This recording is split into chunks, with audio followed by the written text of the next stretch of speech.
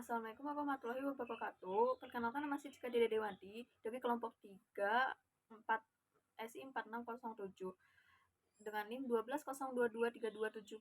Di sini saya akan menjelaskan mengenai Gateway Load Balancing Protocol atau GLBP. Apa sih itu GLBP? GLBP adalah protokol yang dikembangkan oleh Cisco untuk redundansi gateway yang memiliki fitur load balancing. Tujuannya untuk menjaga koneksi vitas data jika terjadi kegagalan dengan menyediakan jalur alternatif.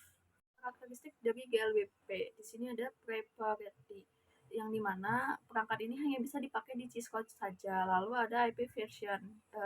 GLBP juga selain memakai IPv4, dia juga mensupport IPv6.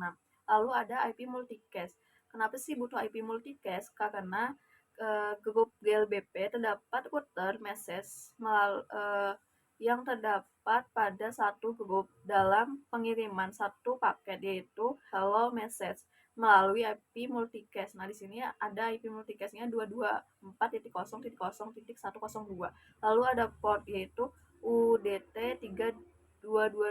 Lalu ada visual MAC yaitu 007-B400-XXYY. XXYY di sini memiliki makna yaitu XX sebagai menandakan nomor grup, lalu YY itu menandakan aktivitas virtual forwarding.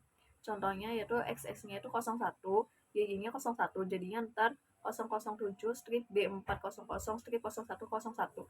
Lalu ada grup yaitu dari 0 sampai 1023.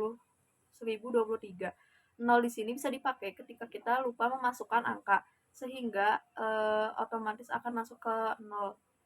Lalu ada priority yaitu 1 sampai 255. Lalu ada hello time selama 3 second.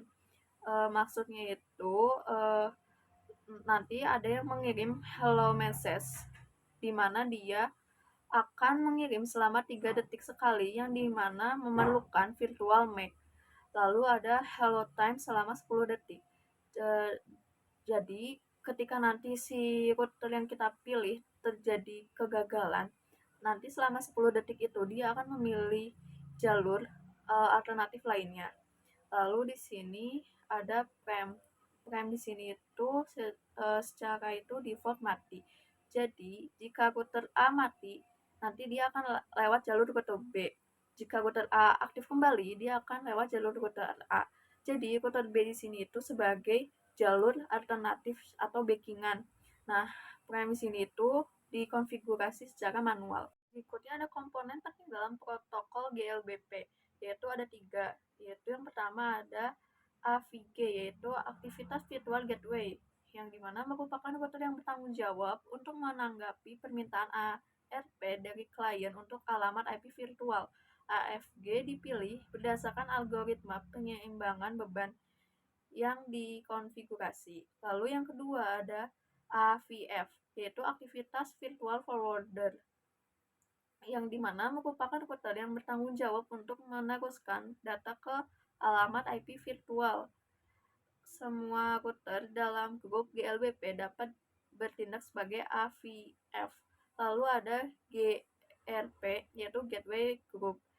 Grup router yang memberikan redundansi GLBP. Ada algoritma load balancing. Terdapat 3 algoritma load balancing, yaitu ada Robin, yaitu AVG akan mengatur pembagian virtual MAC address dari AVF1 lalu AVF2 dan seterusnya.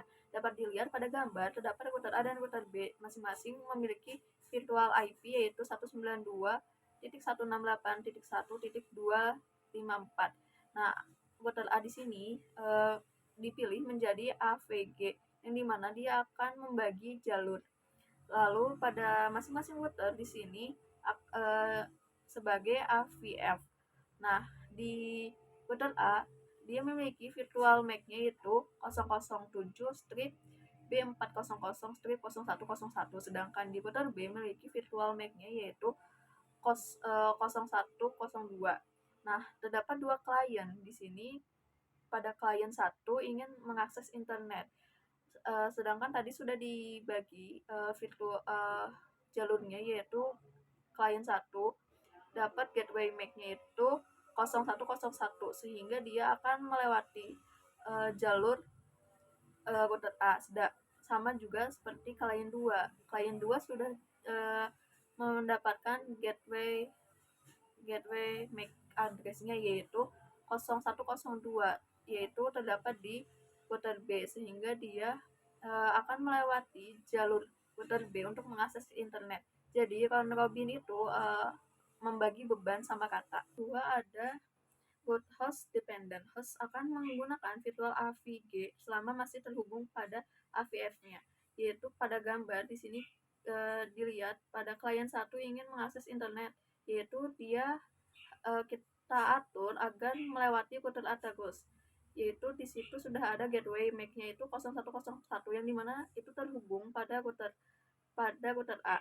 Jadi selama router A dan klien itu masih terhubung, dia akan terus-terusan melewati router A terus untuk mengakses internet.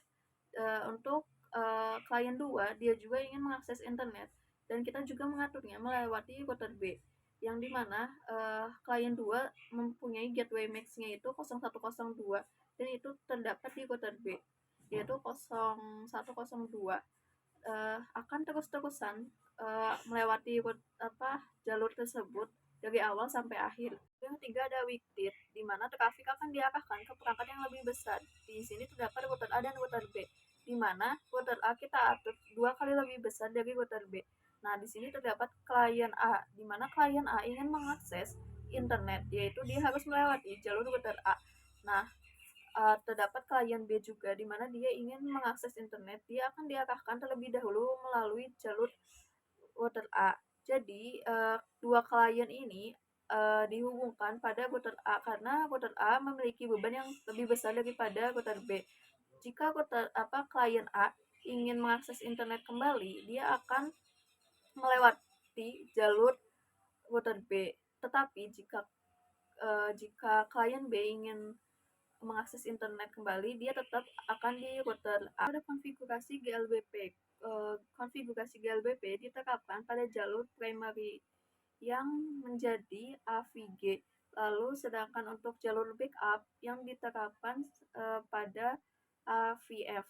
Langkah-langkah konfigurasi yaitu ada enable, konfigurasi terminal, interface tipe number, IP address IP strip, IP address max.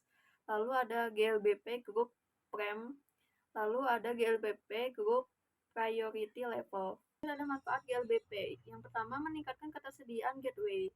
Jadi jaringan selalu memiliki akses ke layanan gateway yang penting. Lalu yang kedua, menyeimbangkan beban lalu lintas jaringan didistribusikan di antara beberapa router sehingga tidak ada satu router yang kelebihan beban. Lalu yang ketiga, meningkatkan skalabilitas, memudahkan pengguna untuk menambah router tambahan ke grup GLBP. Ini ada contoh GLBP, yang dimana ada host 192.168.101.10 terhubung ke switch SW1 yang berperan sebagai perangkat akses jaringan. Switch SW1 terhubung ke 3 router yaitu R1, R2, dan R3 yang akan membentuk grup GLBP. Salah satu router kita ambil R1 akan dipilih sebagai router utama yaitu AVG dalam grup GLBP. Router lain seperti R2 dan R3 akan bertindak sebagai router cadangan. Lalu alamat IP virtual akan dikonfigurasi pada grup GLBP, misalnya 192.168.101.1. Host akan menggunakan alamat IP virtual tersebut sebagai gateway default. Semua lalu lintas keluar dari host akan diarahkan ke router utama yaitu R1 melalui switch SW1. Jika router utama R1 gagal, salah satu router cadangan R2 dan R3 akan naik menjadi router utama baru secara otomatis. Koneksi router-router secara langsung memungkinkan redundansi jalur routering. Sekian dari saya, mohon maaf bila ada kesalahan kata. Wassalamualaikum warahmatullahi wabarakatuh.